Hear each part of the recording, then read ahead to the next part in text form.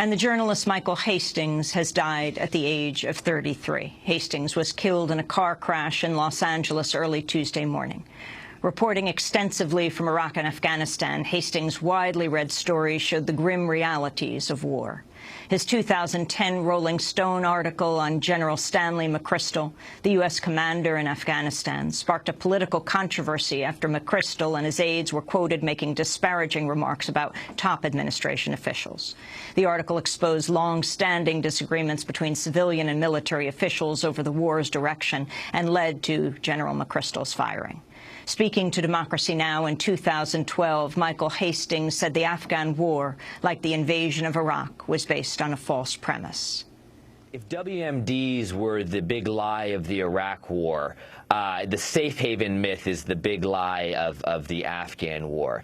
And what I mean by that, and this was true in Iraq as well, but 99% of the people, maybe even higher, honestly, the people were fighting, whether it was Sunni insurgents in Iraq or Shiite militias in Iraq or in Afghanistan, the Taliban never actually posed a threat to the United States homeland. So the question one has to ask oneself is that if everything we're doing and everyone we're fighting is not actually a threat to the United States, certainly not a direct threat by any means, then why are we expending so many resources, $120 billion a year, you know, with all the lives lost to do it? And again, this is the big lie of counterinsurgency, which I know we've discussed on your show. To justify this tremendous outlay of resources, they have to say, oh, well, no, we're killing terrorists. But everybody knows that that's not true.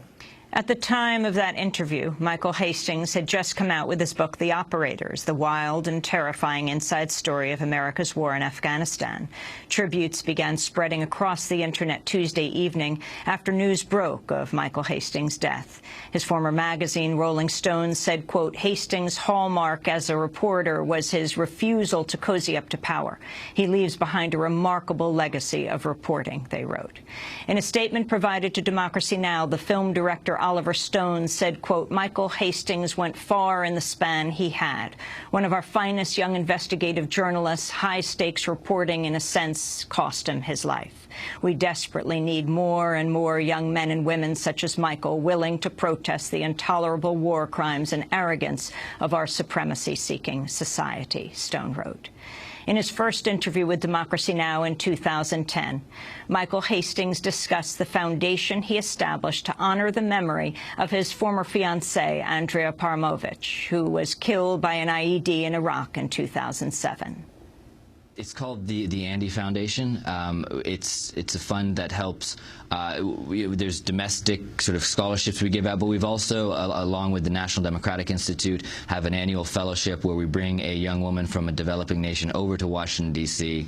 to you know, learn about human rights and democracy, and so then they can go back to their own home countries and try to institute these rule of law programs. We brought over one woman last year from Iraq. It was really incredible. She was even able to spend Christmas with the Paramovich family. And this year we have another candidate who came over from, I believe, Burma. So you know, the war has been pretty tough on a lot of people, and but you got to just figure out a way to sort of take what happens and go forward and try to do the best you can. Michael Hastings speaking to Democracy Now! In 2010. He died on Tuesday in Hollywood in a car crash at the age of 33. You can go to our website at democracynow.org to watch our archive of interviews with Michael Hastings. And those are some of the headlines. This is Democracy Now!, democracynow.org, The War and Peace Report. I'm Amy Goodman. And I'm Nermeen Sheikh. Welcome to our listeners and viewers around the country and around the world.